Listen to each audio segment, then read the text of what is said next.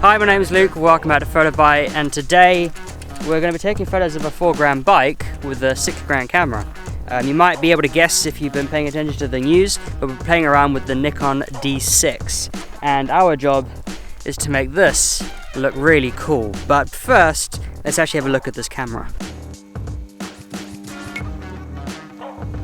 So in here we have a Nikon D6 with a 70-200, the new one, which is very lovely. It's got plenty of features on it as well, but we'll get to that in just a moment.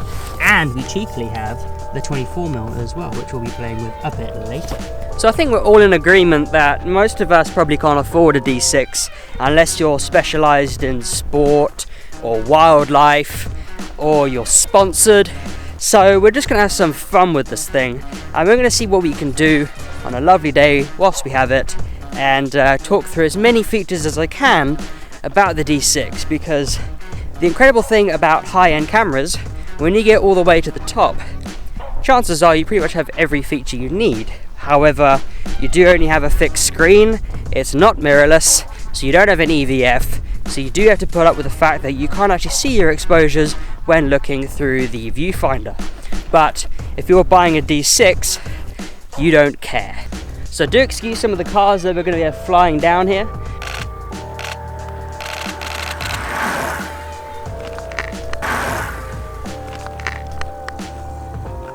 Just like that, you filled up a memory card. Just kidding. Although if you held it down, I believe you can get about 18 seconds. Or is it more than that? I'll clarify that for you, but there's a set number of seconds you have. And by the way, I'm shooting RAW, I'm not shooting JPEG, this is RAW. So this is pretty incredible what you can get out of this. Right, now you're going to hear it because I'm going to be facing the mic now. Let's just hope he doesn't get any cars behind him. Here he comes.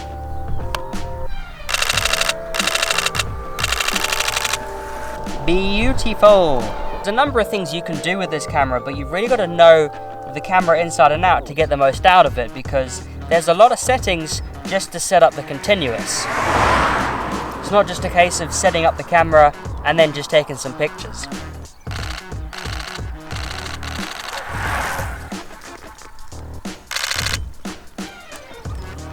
So what you can do with the camera is you can set up how fast the continuous works.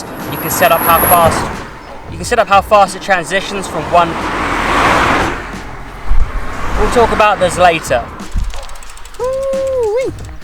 Right, I think we've got some shots, dude. Nice. Right, I think we're gonna do our detail shots now. Cool. And whilst we do that, I'll talk about the camera a bit more, because I was trying to, and the cars kept coming by when I got to a really good bit. So we're just gonna probably go back to my little studio and talk about it there. Cool. But yeah, let's get some detail shots in this bad boy.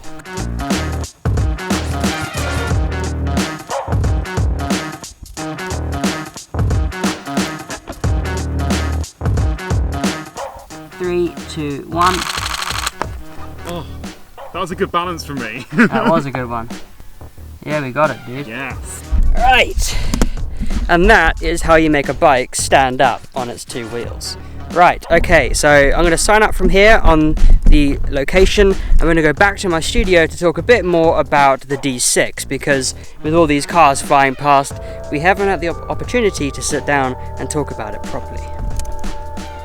Right, so because of the cars and just the general day, I couldn't actually get a chance to sit down and talk through some of the features of the Nikon D6, so we'll just go through some of the main ones, and we'll also compare it against the Nikon D5. You'd be surprised there isn't that much between them, but it's still worth going into it. So you're still looking at the same 20 megapixel sensor, full frame of course, and you're also looking at it running XQD cards. Now, this setup now means you can run 2 XQD cards. You don't have the choice between XQD and compact flash, which is what you had with the D5. This is strictly XQD, and I can't argue with that. This is a prosumer level, well, not a prosumer, this is the pros. Come on, Luke. So this is the pro level camera, so SD cards, the basic compact flash just won't cut it anymore, especially given the size of the raw files, and you have to have the buffer size correct. You need to get as many frames per second as you can, so the best cards is what you need for a camera like this, and XQD so far is definitely the fastest.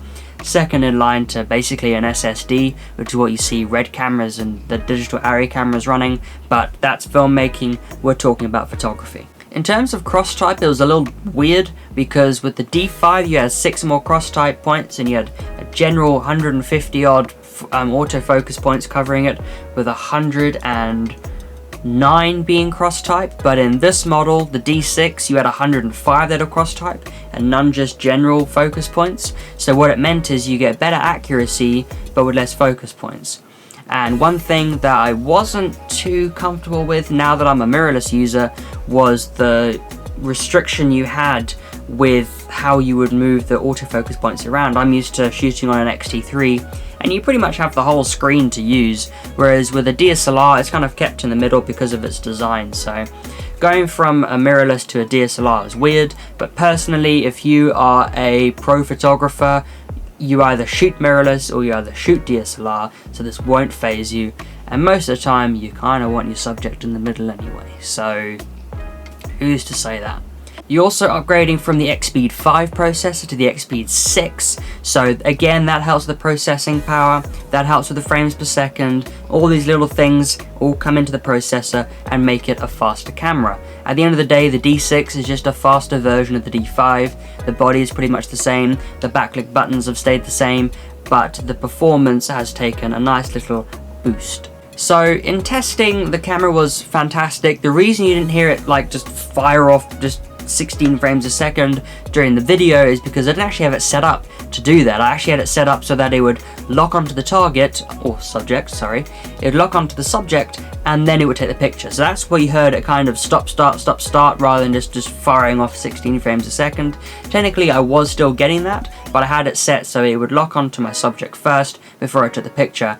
And I have to say, it's a good way to set up the camera because all the shots I got were pin sharp, they were bang on, it was fantastic. It made for a really good shoot because I spent less time checking if it was in focus, just saying, well, this will only take pictures when things are in focus, so it has to work. And it did, and what's nice is that there wasn't a delay between when it had focus and when it took the picture. It was almost instantaneous, so there was no delay and then allowing for the subject to move and then you lose your focus. It had it all the way through and it was fantastic. So really good props for Nikon on that one, because shooting with a camera that has a slight delay can be a real pain in the butt, and you go from shooting continuous to just shooting in single shot and then you just firing it when you need to.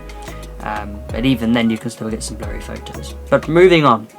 One other thing I thought was weird as well was with the controls. I had it set up in a previous Nikon camera that you could hit the playback button just by selecting one of the custom buttons on the front of the body where your grip is, and it just saved you having to reach over and press the playback button. You could just keep your hands where they are, have a little look, keep where they were, I need to speak English. You could keep where they were, just press the little button, have a look at playback, see if you're happy with it. If you are, then carry on.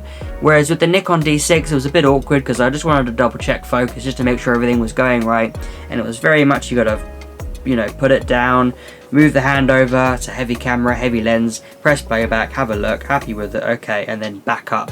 Just seemed a bit, don't know, for a camera that's designed for speed, it didn't feel very speedy or very fluid. It was very stop-start, but that was just an experience I had.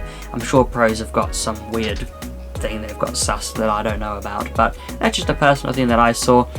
Other things I found that was quite interesting, I do kind of wish that they had, I say this with good intentions, I'm not saying this because I'm saying this because I want to. I still think that pro cameras need some form of moving screen, because a fixed screen, I don't know, like think of it, if you're a pro and you need to get a low shot, you don't want to be crouching down trying to look through, you just want to be able to just pop screen out, have a look down, take a picture, simple, stay done. You want to make your life easy. I just feel with a fixed screen doesn't make your life easy. I get it, the D6 meant to build like a tank, more moving parts means more things to break, but we're at the point now where, you saw Pentax with their articulating, you could hang it from the screen and just move it around, it was great, but I just feel like Nikon could have just, their 850, that screen was solid. I mean, just a touch screen, it was lovely, very easy to use. I just feel like some of that tech could have been put into the D6 and made it just that little bit better. But if you're a pro and you shoot with Nikon, Canon, you know, pro glass, top tier bodies, just leave some comments down below. The more information I have from you guys, the more I'll learn. And as someone who shoots mirrorless, there's just a few things that I'm like, well, if they add this, it would make it better, but that's just my opinion. You guys let me know what you think. If you have any questions, leave them down in the comments below. Don't forget to subscribe, and as always, my name's Luke, this is PhotoBite, and we'll see you next time.